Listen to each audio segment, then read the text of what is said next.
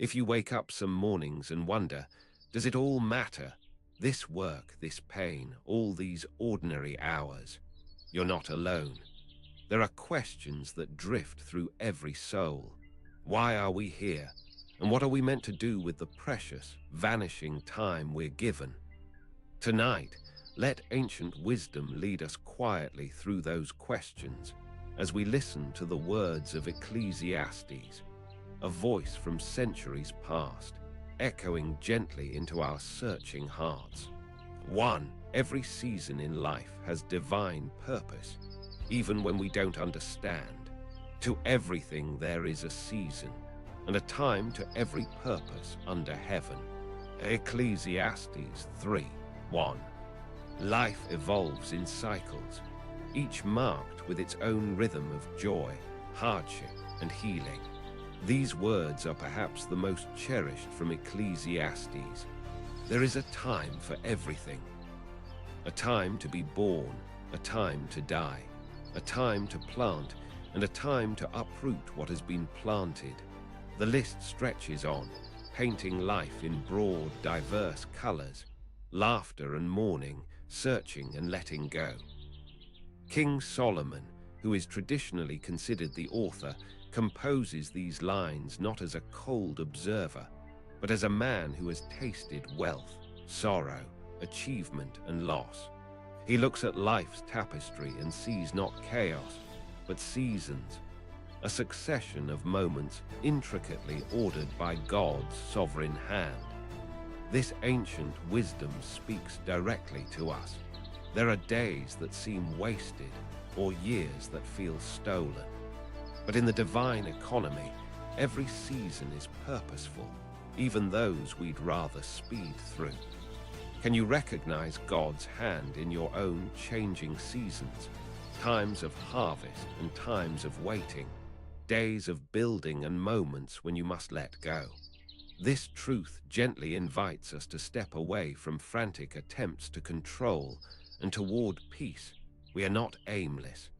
Every joy and sorrow is known by God and allowed for a reason far wider than we see.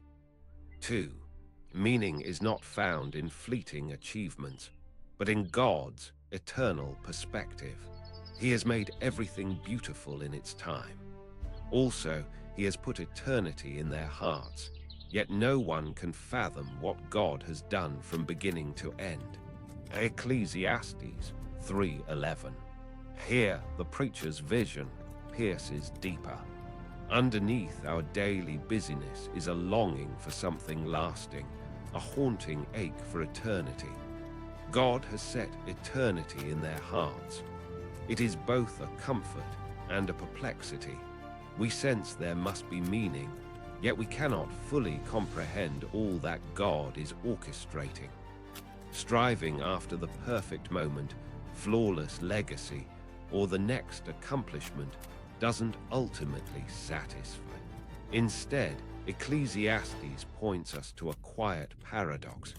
Accept the beauty of life's passing moments, but remember that only God can make them truly meaningful.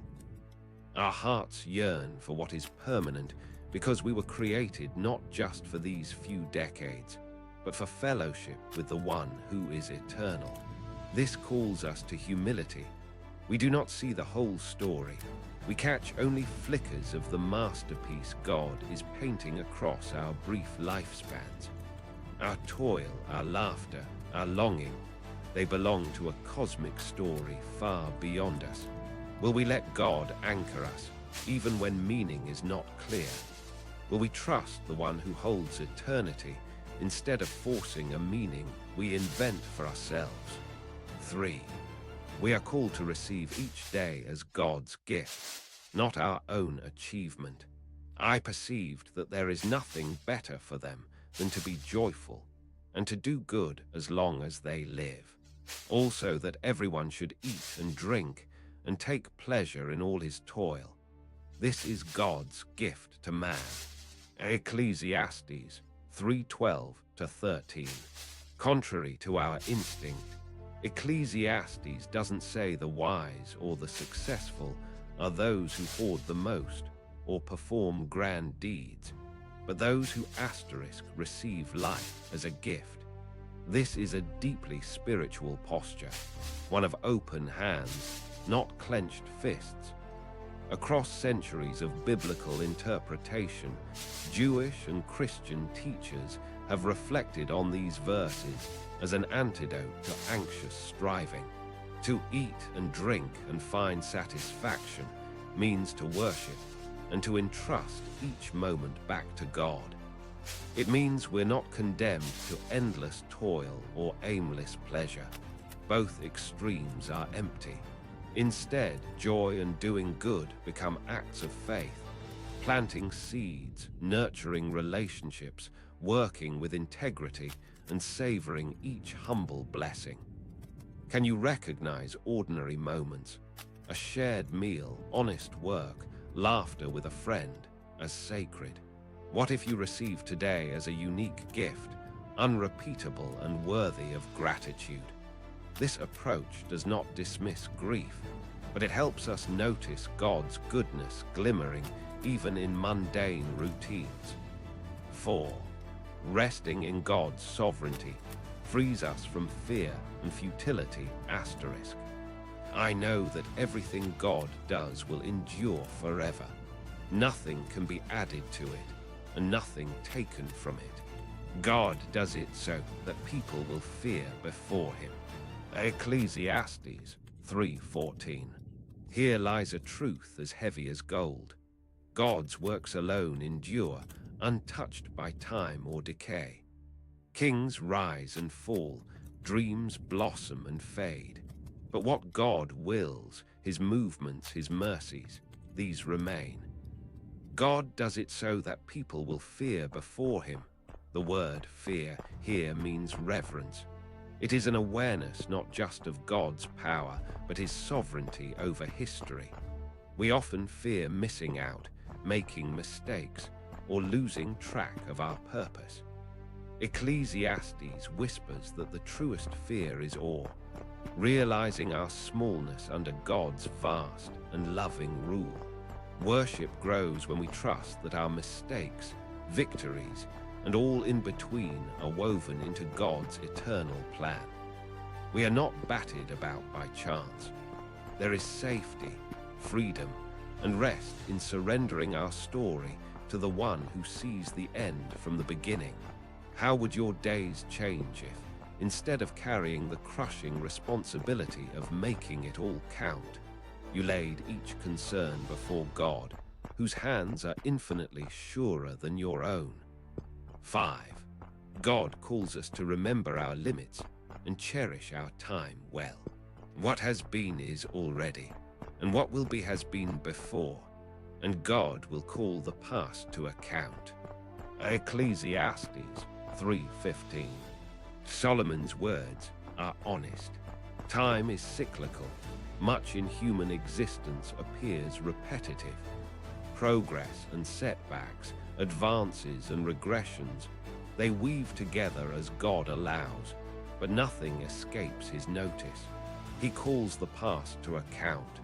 He remembers, he knows, and he alone can judge rightly. In this truth there is both humility and dignity. Humility, that we are creatures of dust, not masters of fate.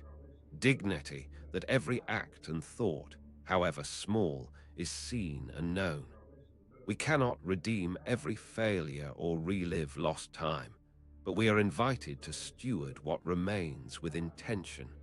We spend so much energy worrying about the future or regretting the past. Ecclesiastes gently urges a different path, to receive today as a precious opportunity to honor God, do justice, pursue mercy, and savor the present moment. Each small kindness, each honest prayer is noticed by the one who holds all time. 6. When life's meaning feels hidden, trust the giver more than the gift. Yet no one can fathom what God has done from beginning to end. Ecclesiastes 3:11b. This is perhaps the greatest humility of Ecclesiastes. We do not have answers for everything. God's purposes are often veiled. Why do some suffer? Why does success elude the kind-hearted? Why do days of joy slip so quickly through our fingers? The preacher does not urge us to ignore these questions. He lived them. Instead, we are led to trust the giver beyond gifts and circumstances. The search for meaning cannot end with grasping at pleasures or pursuits. True meaning arises in relationship with God Himself, who alone makes everything beautiful in its time. Christian and Jewish thinkers through the centuries caution against demanding that life always feel meaningful on our terms. Sometimes meaning is obscured, the soil is rocky, the way is hard, the answers are out of reach. In these times, Ecclesiastes' wisdom is this: cling to God, whose purposes are wider than decades, whose mercy extends beyond this fleeting earth. If you are in a season where meaning feels distant, remember, you are not condemned by your questions or your longing. God is present, even here. 7. Purpose rises when we embrace our calling to do good in each moment, and to be joyful and to do good as long as they live. Ecclesiastes 3:12. Meaning is not some distant achievement to unlock, but something we walk out quietly, here and now. Ecclesiastes returns again and again to this counsel: be joyful and do good. These are not superficial joys, nor vague do-goodism. They are rooted in the biblical call to justice, kindness, humility, worship, and faithfulness. The preacher's wisdom does not urge us toward burnout or heroic striving.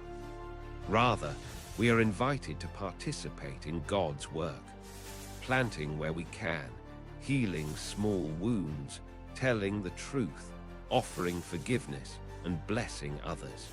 This is what it means to do good. As we do so, joy is a fruit that emerges, not a product we manufacture.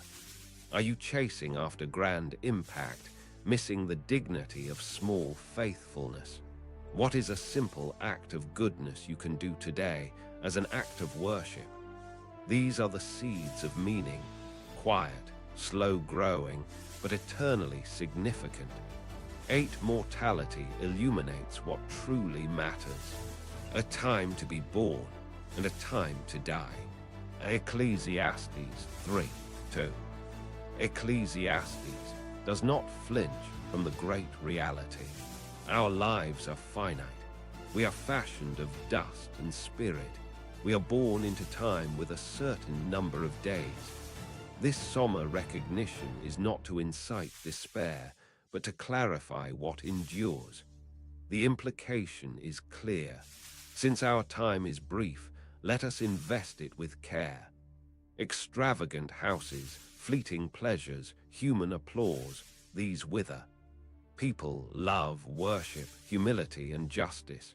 These extend beyond this world, creating ripples that touch eternity. Scripture repeatedly beckons us to number our days, to seek hearts of wisdom. Each moment is a limited treasure. How might you live if you knew each ordinary hour was one more brushstroke in a painting meant for God's glory? 9. God's beauty is hidden in the ordinary rhythm of our days. He has made everything beautiful in its time. Ecclesiastes 3:11a. There is an aching beauty that fills even the most overlooked hours. God is present not just in moments of great victory or loss, but in the gentle cadence of ordinary days. Cooking, listening, walking, resting. The spiritual discipline of noticing God's presence in routine moments is one cultivated by saints across the ages. Ecclesiastes renounces empty striving, not by encouraging laziness, but by opening our eyes to quiet, divine beauty. We find purpose not by denying the mundane, but by receiving even the ordinary as holy. Can you pause and notice God's attention to detail in your life? A moment of laughter, an answered prayer, the quiet faithfulness of a friend. This is not an escapist fantasy, but an invitation to deeper gratitude. 10. A life of purpose is not engineered, but received through reverence and trust. God does it so that people will fear before him. Ecclesiastes 3:14. Reverence, true fear of God, is woven through Ecclesiastes. Our purpose is not a puzzle for us to solve by sheer willpower. It is a gift that we receive as we acknowledge God's holiness, wisdom, and love. This humble posture, reverent, trusting, alert to God, shapes our daily decisions. Reverence does not mean shrinking away, but moving closer in awe, wonder, and worship. Ecclesiastes teaches us that when we approach God in this way, even the repetitive and painful moments are reoriented. Suffering is not wasted, joy is not fleeting, labor is not vain. How might your life look if every plan, every fear, every achievement, and every question began with a bowed head, a posture of trust rather than control? The wise life, Ecclesiastes teaches, is one lived with open hands, not clenched fists. 11. Contentment and purpose are grown, not found, and they come from God's hand. There is nothing better than to be joyful and do good as long as they live. This is God's gift to man. Ecclesiastes 3:12-13. Ecclesiastes describes the good life as a deep, daily contentment, gratitude for food, satisfaction in work, joy in relationship, hope in God's justice. These are not rewards for the clever or the powerful, but gifts to those who acknowledge God's authority. Striving after meaning, apart from God, always leads to emptiness. But when we receive both burdens and blessings from him, trusting that his hand is over all, contentment blossoms. The gift is not the ease of our life, but the presence of God with us in each circumstance. What would it look like to practice contentment today? To thank God for what is rather than what could have been? How might each choice shift if we remembered that our deepest joys are not self-created, but bestowed by a loving Creator? 12. God's timelessness invites us to trust, even when we cannot see the ending asterisk. What is has already been, and what is to be has already been. Ecclesiastes 3:15. We live in the middle, unable to see either the beginning or the end of the grand story. God, however, inhabits all of time.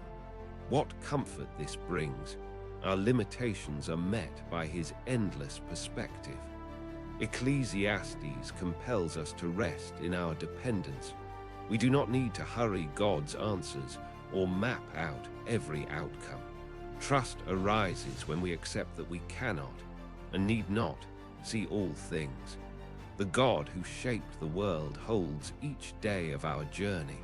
He will bring all things to their appointed end. Can you rest your anxious heart in this promise? The meaning of your story is not shattered by your confusion or limited by your vision. The one who exists outside of time himself shepherds your path. 13. Redemption is possible even across generations. What is has already been, and what is to be has already been. And God will call the past to account. Ecclesiastes 3:15. Final purpose is not only about our lifespans, but God's ongoing, redeeming work. The mistakes, failures, or injustices of the past are not forgotten by God. He will call the past to account. Scripture holds that God, in his wisdom, untangles even the hardest histories. for nations, families, and individuals. This offers hope. What feels futile or unfinished now can be redeemed by God. Generations may repeat cycles, but God can begin new works. Our small efforts, prayers, reconciliations, honest labor are never lost in the river of time. God remembers, God restores, and God will bring every hidden thing into his perfect justice. Do you carry burdens or regrets from yesterday? Ecclesiastes encourages us. Surrender them to the God who reigns over all time. The past is remembered by him. The future belongs to him. Today can be healed in his hands. 14. Worship is the heartbeat of a purposeful life. There are seasons for everything under heaven, but above them all is the call to reverence, worship, and delight in the Creator. Ecclesiastes gently acknowledges the storms and the sunrises, the weeping and the dancing, but at the center is a life oriented around God's presence and glory. Worship, in the context of Ecclesiastes, is not confined to singing or ceremonial acts, but a lifestyle of awe, a recognition that all things come from him and return to him. Let your life's rhythm echo the opening lines of Ecclesiastes 3, a time for every purpose under heaven. May your work, laughter, rest, and prayer be offered in love and order to God. In this orientation, submitting each hour as an act of worship, true purpose is found. Perhaps now this wisdom is gentler and clearer. We search for meaning not in frantic achievement, but in receiving each day as a divine appointment. Not all will be explained. Not every wound or loss will be healed in this life. Yet, from Ecclesiastes, purpose emerges, not as a prize to chase, but a posture to adopt. Humility, trust, gratitude, and reverence before the God who shapes the seasons. You are more than passing moments. Your life, its quiet mornings, its tears, its triumphs and waiting, is seen and held by the one who bends history toward his goodness. Each season, even the ones you would never choose, can become part of the eternal mosaic of God's beauty and presence. So let these truths take root. There is a time for everything, a God-ordained purpose in each stretch of your life. You are called to trust, to do good, to savor and give thanks, not because life is easy or long, but because God is faithful and his purposes are true. All that you do under the sun is known by the one who makes all things beautiful in their time. Let Ecclesiastes relieve you of the crushing burden of figuring out all of life's whys. Let it draw you, instead, into secure and confident hope. You belong to the eternal God, and he is making your fleeting days into something that will last forever. As you walk out these words, pause often. Place your fears, your unfinished stories, your longing for meaning in God's hands. Ask him daily to help you see your work and your rest, your grief and your gladness as part of his good plan. May the God who orders the seasons grant you wisdom, contentment, and peace in every season of your journey. If this reflection has stirred your heart, I invite you to linger with it. Take a few quiet moments. Breathe in the reality that your ordinary, everyday life is part of something eternal. Consider writing below your own reflections or the ways God has met you in unexpected seasons. For more sacred wisdom rooted in the ancient word, subscribe and walk this journey with us. May the peace of our wise and eternal God go before you, steady you, and surround you, now and in every time appointed to you under heaven.